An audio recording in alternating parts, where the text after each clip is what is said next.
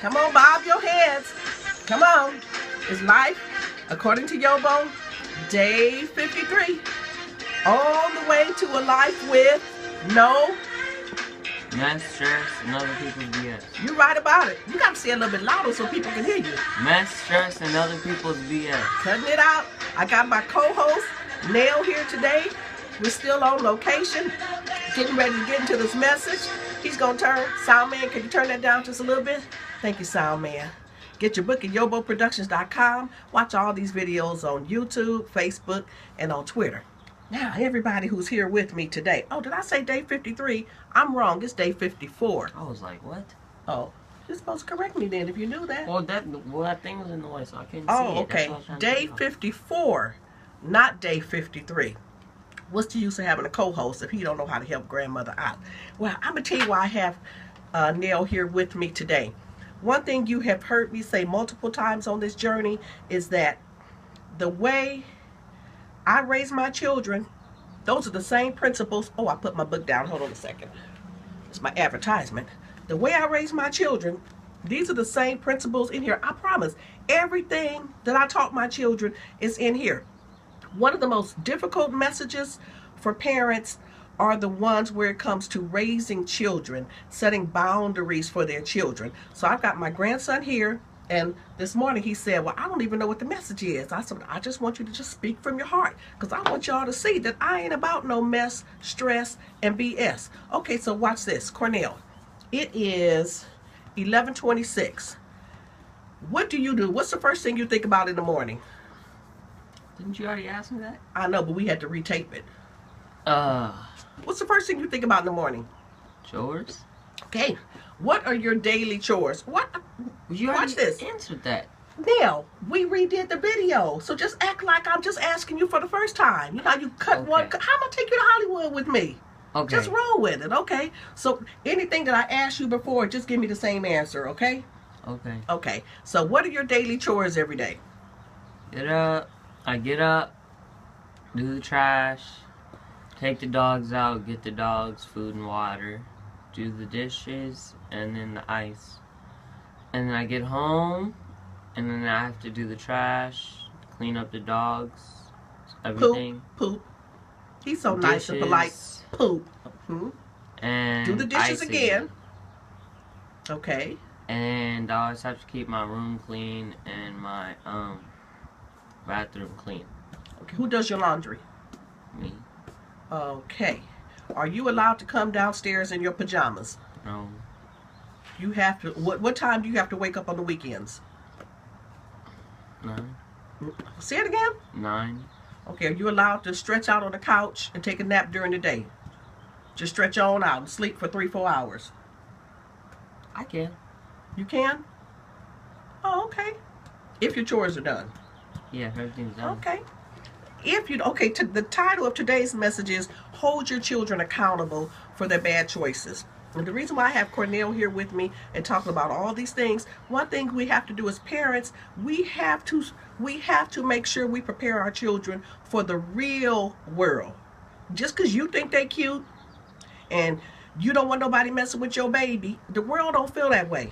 Once they leave your home and they get out into the real world, they ain't nobody's baby out there. This one right here, he ain't nobody's baby in the real world. As a matter of fact, he's nobody's baby in his house. I got one more question. Cornell, what grade are you? 9. Look at the audience. 9th, okay. What are your plans for after high school? Well, I want to take a major in astrology. So college. Okay, college. Okay. What do you have to do to go to college? Come on now, folks are watching this. Grades. Okay. What do you define as good grades? Grades that are acceptable to get into the college. Okay, what kind of grades are acceptable for college? B's. What? B's and B's? A's. B's and A's. A's and B's. Okay, so it depends on how prestigious your college is. Okay, so if there's only 500 slots and you have 1,000 students applied, and 500 of those students are A students and 500 are B students, which ones do you think will be accepted? A student. All right then. These are the type of conversations you have to have with your children to prepare them for the real world. George Fraser, who's coming to Los Angeles, and if you all have never seen this man or heard this man speak, he's going to be doing a full-day conference in March. Inbox me for the information. Parents, you need to hear this man's message. One thing he says is that this is the first generation of blacks in America. Since we came here as enslaved Africans, this is the first generation, my generation, that has produced another generation that is doing worse than the previous generation. We have always excelled. Even in slavery, we always excelled. It's but only here, been like 3 generations. pardon? Only been like 3 generations. I'm 3 generations from slavery. It don't matter how many generations it is. You're 5 generations from slavery. So each generation steadily excelled. No, we're talking about from slavery, but I mean from the time blacks came to America. This is the first times when we are actually doing worse than we did previous generations. Children need to know these things. They need to know where they come from. Watch this. Can you name a former slave in your family? Don't embarrass me. Look at that camera. I know Big Papa's dad, but I don't know his name. His grandpa. You don't know his name. What's his last name? Right?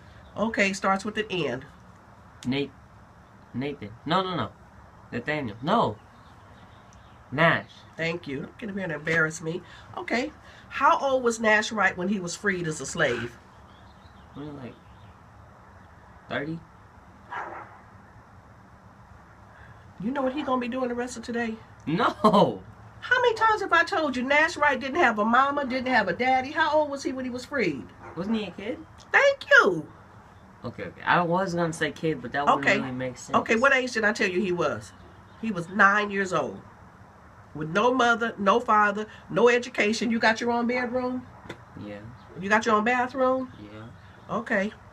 Nash, Was he the one with like 2 different wives? Yeah, he had 2 In different 2 wives. different houses? In the same house, but that's another story. We don't want to put all our business out there, okay? Y'all got to get my other book for that. Well, anyway, we're going to get into this message. I talked about all that. We're just talking about holding your children accountable. And in fact, I just may post this message and then just go back and do the day 54 message because I'm already at 7 minutes and 30 seconds. No, let's knock it out. Let's knock it out. Hold your children accountable for their bad choices. My great-grandmother, Luna Mae Earls Canton, used to say, if people knew better, they do better. When it comes to children, and this one right here, I raised them a certain way, and therefore I expect for him to behave accordingly. I have given him all the tools that he needs to succeed in life. You think we have? You think we're preparing you for life? Yeah. Okay, watch this. After you graduate high school, how long can you stay at home? No. Say it. These parents think I'm playing with. When I tell them this stuff, say it. When you graduate high school, how long are you allowed to stay at home? Wait, none doesn't make sense. Pardon? Not. Okay, after high school. No time. No, he got to get up out of here. You got to go. You can't be up in here 20, 30 years and you still on the couch. Oh, no. So, if and when, because remember, we're giving him the tools to succeed. If and when your children purposely make a decision to do wrong, they must be held accountable because, Dad, you gotta go? That's right there. Okay. Sorry about that, excuse me. If and when they purposely make a decision to do wrong, my children, they were held accountable because they knew better. And therefore I expected them to do better. Oh, I read that already. This is not easy for females because God created us to be nurturers. That's just our natural role. You can look at the animal kingdom and you can see. Even an old alley cat will take care of his baby kittens. Women, if there is no father figure in your home who is making your children be accountable, because remember, that's the role of the male. The male is to teach the children how to become adults. The woman's role is the nurturer. If there is a father figure in your home who's making your child be accountable, it's difficult for the mothers to step back and be quiet, but you got to step back and shut up and let that man develop your son into a man. Most of the time, the women want to get up there. You just being too mean on my baby. You too hard on my baby. So what does the man do? Since you don't want to step back and shut up, then the man steps back and shuts up. He lets you handle everything. 20 years later, your baby is still there in your house, on your couch, remote control in one hand, his testicles in his other hand. Because you did not prepare him to be a man, you did not let a man prepare him to be a man.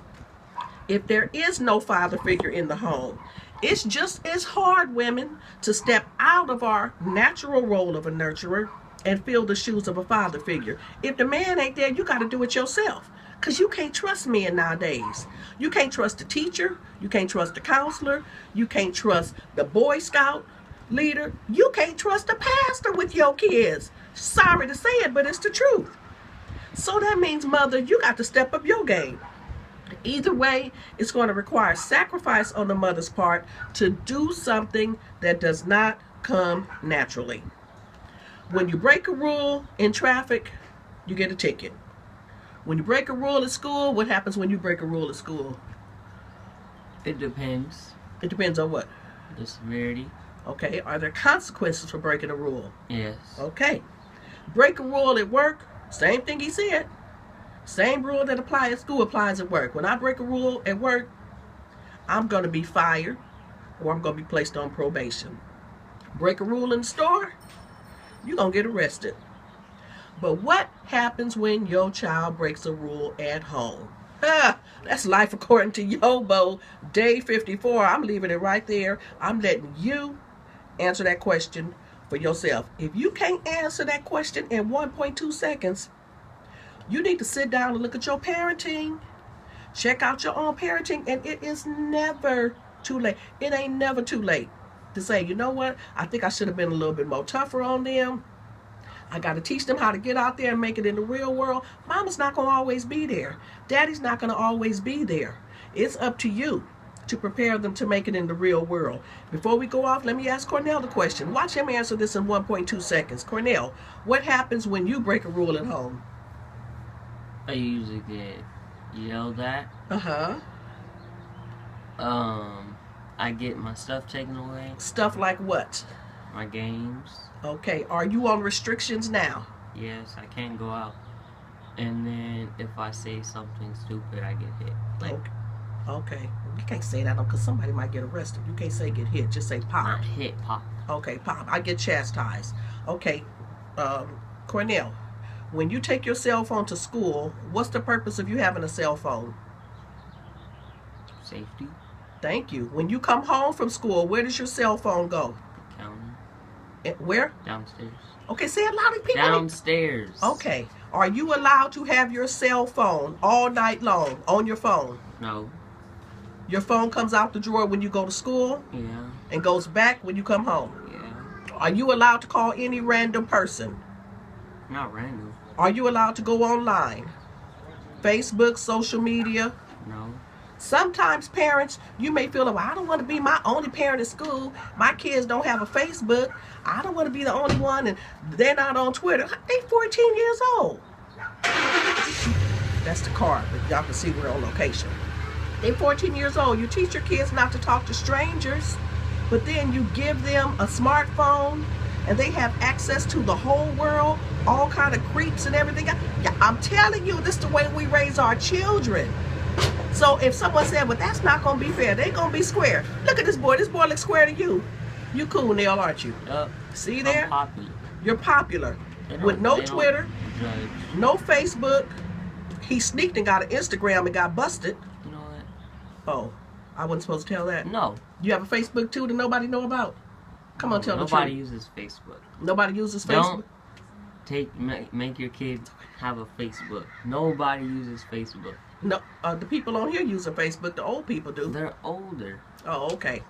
Well, the bottom line is, as I said... How come I can't tell your stuff, but you want to tell all of my stuff? Because, you know what, get your own Facebook since nobody uses Facebook, and then you can talk about what you want to talk about. This life according to YoBo. You write life according to Nail, and then we can talk about what you want to talk about. But I got to keep this video. I am way over my time. Sound man, give me some music, and let's go out. Well, anyway, I got to keep this under 15 minutes, otherwise it won't upload to YouTube. So thank you all for being here with us. This is Life According to YoBo. Get ready to bob your head. Turn the music up, sound man. See you tomorrow for day 55 of Life According to YoBo. Adios. Yeah. See ya.